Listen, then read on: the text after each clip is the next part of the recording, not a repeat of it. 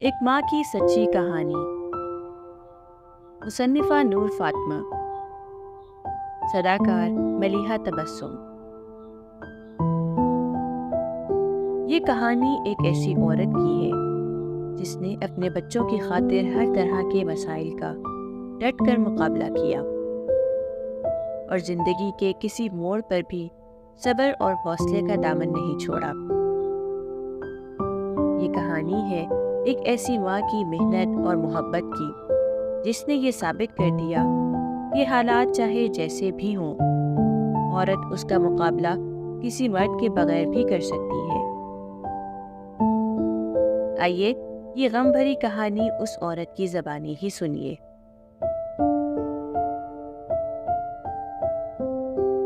میرا نام روشن آرا ہے۔ پتہ نہیں ماں باپ نے یہ نام کیوں رکھا، کیونکہ نام سے تو میں روشن آرا ہوں، لیکن حقیقت میں روشنی میرے پاس کبھی نہیں آئی۔ میری قسمت میں جتنے غم آئے کاش وہ کبھی کسی کو نہ ملے۔ زندگی کی کوئی رات اور کوئی دن خوشی سے اور ہنستے ہوئے نہیں گزرا، مگر اتنا ضرور ہے کہ آنے والی کل کے انتظار میں رات کو سوتے وقت تھوڑا مسکرا لیتی تھی کہ کل کا دن شاید کوئی خوشی کی نوید لائے۔ میری شادی 20 سال کی عمر میں ہی ہو گئی تھی۔ شادی کے چند سال تو بہت اچھے گزرے، شوہر بھی اچھے اور ہمیشہ مسکرانے والے تھے۔ اپنی زندگی میں انہوں نے مجھے کوئی غم نہیں دیا۔ کماتے بہت زیادہ نہیں تھے، پر پھر بھی دن اچھے گزر رہے تھے۔ مگر تیسرے بچے کی پیدائش کے ایک ہفتے بعد ہی مجھے یہ خبر ملی کہ میرے شوہر کی ایک حادثے میں موت ہو گئی ہے اور میں بیوہ ہو گئی۔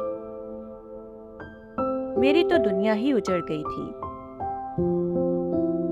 کئی دنوں تک تو مجھے کوئی ہوش ہی نہیں تھا، مگر جب 1 مہینے کے بعد میں کچھ سنبھلی تو میری ساس اور میرے دیور نے کمرے میں آ کر کہا، دیکھو بیٹا، اب تمہارا شوہر تو چلا گیا ہے، یہاں کمانے والا بھی اب تمہارا ایک دیور ہی رہ گیا ہے۔ سسر بھی چل پھر نہیں سکتے۔ بیٹا دیکھو، کوئی اور آسرا بھی تو نہیں جو ہم تمہیں اپنے ساتھ رکھ سکیں، لہٰذا بہتر یہ ہوگا کہ تم اپنے گھر چلی جاؤ، اور چاہو تو بیٹا اپنے بچوں کو بھی ساتھ لے جاؤ۔ دوسری شادی کرنا چاہو اور رکاوٹ ہو تو بچوں کو ہمارے پاس بھیج دینا۔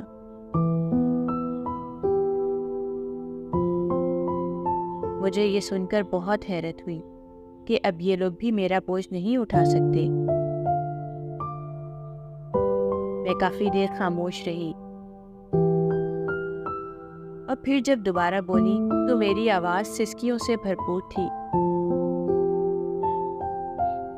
ماں، اس گھر میں تو میرے شوہر کی یادیں ہیں، ویسے بھی میں آپ پر بوجھ نہیں بنوں گی کیونکہ میں سلائی کڑھائی جانتی ہوں۔ ماں، میں محنت کر کے اپنا اور اپنے بچوں کا پیٹ پال لوں گی، ہم مل کر گزارا کر لیں گے۔ ماں، آپ صرف مجھے اس گھر میں رہنے دیں۔ رہا شادی کا سوال تو وہ میں اب نہیں کروں گی، یہ بچے ہی میرا سہارا ہیں، کوئی دوسرا باپ انہیں پیار نہیں دے سکے گا۔ مگر انہوں نے میری بات نہ مانی اور مجھے کہا،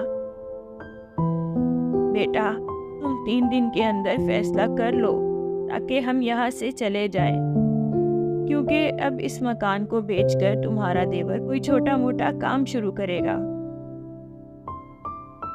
میں نے جب یہ سنا تو میرا دل غموں سے بھر آیا۔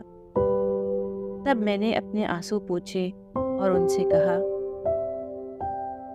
ٹھیک ہے ماں، جب آپ مجھے رکھنا ہی نہیں چاہتی تو میں 3 دن رک کر کیا کروں گی؟ لہٰذا میں نے اگلے دن ہی گھر چھوڑ دیا اور اپنی ماں کے گھر آ گئی۔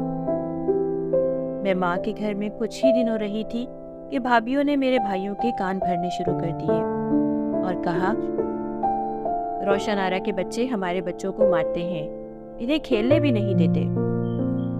حالانکہ میں اپنے بچوں کو اپنے کمرے میں ہی بند رکھتی تھی۔ نہ تو ان کو میرا کوئی بھائی کھیلنے کے لیے باہر لے کر جاتا تھا اور نہ ہی یہ بچے خود کمرے سے نکلتے تھے، بس آپس میں ہی کھیل کر کمرے میں ہی سو جاتے تھے۔ آہستہ آہستہ میں نے اپنا کچھ زیور بیچ کر ایک سلائی مشین لی اور محلے سے سلائی کا کام منگوانا شروع کر دیا۔ اللہ کی رحمت سے میرا کام لوگوں کو پسند آ گیا۔ اب میں نے اپنے بچوں کو محلے کے ایک اسکول میں داخل کرا دیا اور خود انہیں چھوڑنے بھی جاتی اور لینے بھی۔ پتہ نہیں یہ عورت ہی عورت کی دشمن کیوں ہوتی ہے۔ میری بھابھیوں کو میرا اس گھر میں رہنا پسند ہی نہیں تھا، اس لیے وہ میری بوڑھی ماں جو ہر وقت میرے غم میں نٹھان رہتی تھی، اس کے کان بھرتی رہتی اور اسے کہتی رہتی، اماں دیکھو، ہم روشن آرا کے ہمدرد ہیں، کوئی غریب سا رنڈوا مرد دیکھ کر اس کی شادی کروا دو، اسے یہاں سے رخصت کرو ورنہ اس کی عمر کیسے کٹے گی اور اس کے بھائی اسے کب تک سنبھالیں گے۔ ویسے بھی اماں اب ہمارے بچے بڑے ہو رہے ہیں، گھر میں جگہ تنگ پڑ جائے گی، اور اگر کوئی اس کے بچوں کو لینے کو تیار نہ ہو تو ایک ایک کر کے سارے بچے کسی بھی اولاد کو دے دیں، پل جائیں گے۔ لیکن ان ظالم بھابھیوں کو یہ خیال نہ آیا کہ ان بچوں کی خاطر میں نے اپنا سسرال چھوڑا تھا اور شادی نہ کرنے کا ارادہ کر لیا، تو کیا میں ان بچوں کے بغیر رہ سکتی ہوں؟ کیا کوئی بھی ماں اپنے بچوں کے بغیر جی سکتی ہے؟ شاید ایسا تو کوئی جانور بھی نہ کر سکے۔ اس رات میں سو نہ سکی۔